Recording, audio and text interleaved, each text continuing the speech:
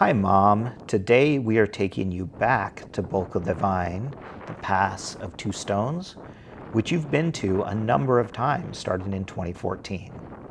My mom loves Wales, and we've taken her there a lot, but she can't go anymore, so now we're bringing Wales to her.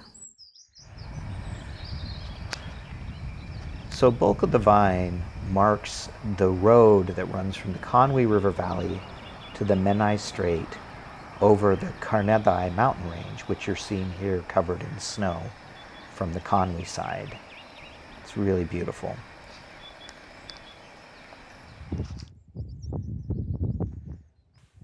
So the reason this pass was important is because up until the early 20th century, you couldn't get to this part of the Menai Strait, the coast, without passing from Conway. Here we're seeing Conway, Bwlch, which is this outcrop that sits right down on the Menai Strait, and Menai, which is this larger outcrop. So both of those spots went right down to the water, and there was no road until the 20th century. Which meant that you had to go through the mountains in order to get from Conway to Anglesey, to the Menai Strait. Yep, so you had to come over this pass, and you can see the Conway River in the background, and you'll see how the road goes all the way down to the Menai Strait. So this was the main road for thousands of years to this part of the world. And as you can see, there's still people using this stretch. The power lines run through here, and obviously this helicopter was flying through the pass as it's a low point. So the first several times we went to Bwlch Ddeufaen, we came from the Conway side up these little narrow roads. Now, are we going to have to come back this way? Yeah, this is a one way in, one way out. Well, we're coming back out. There's another road, but it's essentially the same. Yeah.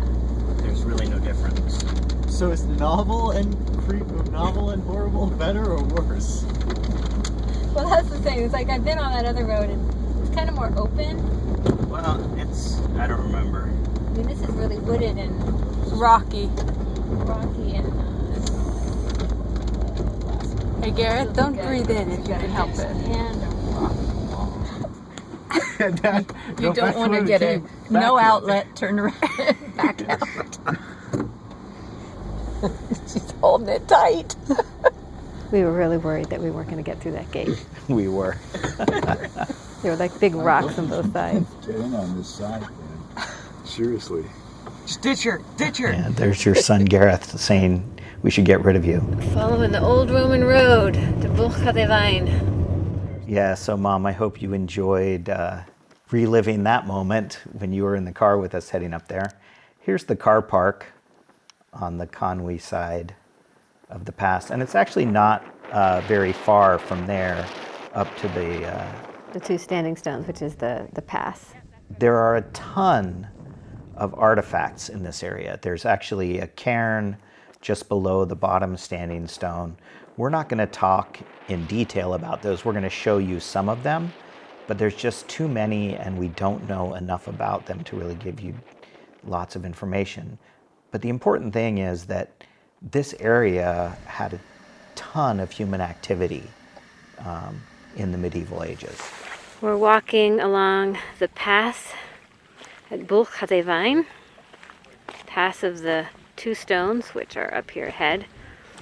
This is the old road, the ancient Celtic road through Wales. Many of my characters in my books walk along here, and if it weren't for those giant power lines, you could pretend that we're at 1100 AD. The road has in fact been used for thousands of years. I mean, the standing stones, I think, are good 4,000 or 5,000 years old. Yeah. And when the Romans came and they discovered they couldn't get past Menai, they just improved the road here. That's right. You'll see we've been up there in all kinds of weather. This fog is pretty unusual, actually. It's often quite windy and rainy, but the fog was very atmospheric. I think that was in 2021 when we went, and Mom and Dad, you were both there for that trip as well. There's the upper standing stone. And you can pan down and see the lower one as well. Right by the power line, as always. And here in this time lapse, you can see the wind is really blowing through here. It must have been quite, when you were walking along in your wool cloak and pouring down rain, it's been quite a lot. Yes. Can't wait to get to the Menai Strait or the villages down on the coast. Yes. And there you see more clouds getting blown over on a pretty day. And that is the top of the pass right there. And as we kind of reach the top of the pass, you can see Sarah going over the stile here. From the very first time we got here, we imagined walking up from the Menai side. And initially we didn't realize how easy of a walk it really is. I mean, it's a lot of up, but it's not that far. It's a couple of miles. Up on Bwlch Ddeufaen, I'm looking down into the Conway River Valley and over this wall. Oh, I can't reach up high enough. You can see the Menai Strait. And since we came here in 2012, I've talked about wanting to hike up all the way from the bottom. And I don't know, it was only 3 miles from where I parked the car, and I goofed off, and it was just an hour, almost exactly an hour to walk up here. So, pretty cool. So, Mom, you've always come up from the Conway side, but now we're going to go ahead and look at the walk up from the Menai side. Roman road had to run down this valley. One of the things Dan is talking about in the video is that the Roman road doesn't exactly match the current road as it is now. There was a milestone down on the east side of the Aber River, actually over the mountain from there, allowing the road to pass in front of the Welsh settlements there rather than all the way down to Aber Falls like it does now. Once again, you see the power lines and how they play such an outsized role in this landscape.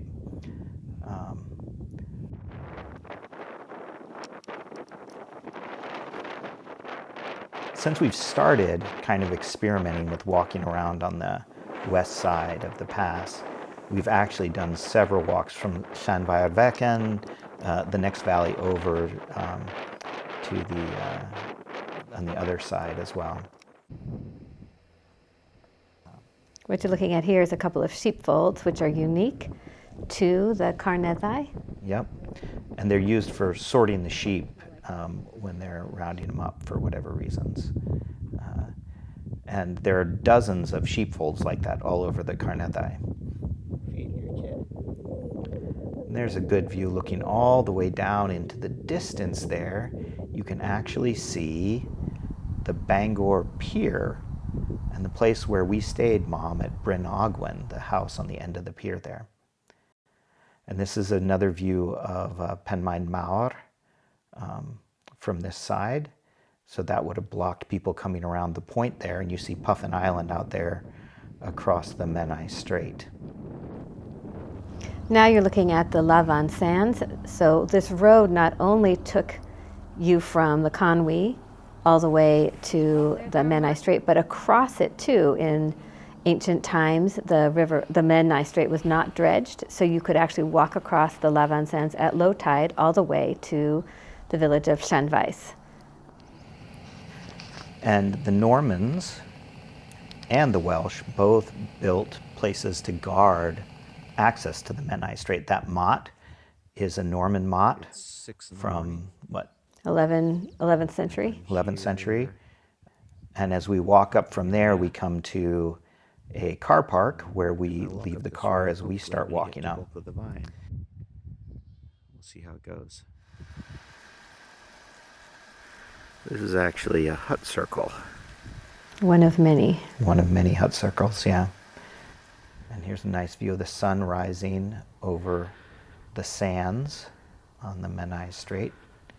And you can imagine that those sands are actually the alluvial fan of the Aber River. And it made it relatively easy for people to walk across there. So much work. And this was a little village actually here. There were several hut circles and enclosures. Tough to see Amidst the gorse. amidst the gorse at this point. We always have ponies. Most often have ponies here, which is one of the enjoyable features of walking this. So Bwlch of Ddeufaen is up there. Just follow the power lines, they eventually get there. And the Roman road supposedly ran parallel to this road I'm on, over on the other side of the power lines there. And then dropped down into this little draw. And just this side of that big copse of trees, the Ordnance Survey map has marked what they call a Roman milestone. So I'm not going to get down there today to try to find that, and we still haven't made it to that, unfortunately. We have still not found it, yeah. But you see all over the place these standing stones that who knows when that was put up. But we're going to continue walking up here, and we're going to get to an old crossroads. I need to keep going straight because Bwlch of Ddeufaen goes up to Rowan. But this road, obviously, the old road here, goes to Llanfairbecken, or to, I don't know if it's pronounced Drim or Drum. It's spelled D-R-U-M, but in Welsh I think that should be Drim. Is Drim correct? Yeah, it should be Drim. Going that way, which is Drim. nice, means I don't have to go up quite yet. And at the crossroads, we discovered on one of our walks that there are all these stones that were used prehistorically for people to sharpen arrowheads and other instruments on these stones, cutting these grooves. In addition, there is a 9-man Morris board carved into one of these stones, which was probably done during the Roman period. Whether it was done by Romans or local Celts is hard to tell. But it does seem that those crossroads were a crossroads Yes, in ancient times as well. clearly people were spending quite a bit of time there if they're sharpening their arrowheads on those stones and leaving those marks. Or playing games on stones. Yes. So from there, it's not that far of a walk all the way up back to the top. And you get up to the top here again, and we're going to look over and back down into the Conway River Valley. So that is Bwlch of Ddeufaen, Mom, and I hope you've enjoyed revisiting this and maybe getting to see part of it you hadn't seen previously. And I don't know if you could see right at the end there, I think Dad walked right behind the standing stone down there as I zoom in. I was hoping he'd pop out, but he never did. Well, when I was 29 years old and clambering over the Rocky Mountains with you in a backpack, I would never have thought I would be doing this at age 75. Yeah. So tell me, are we going to climb anything that's more challenging than this? No, I don't think so. Oh, well, I guess we don't have to worry.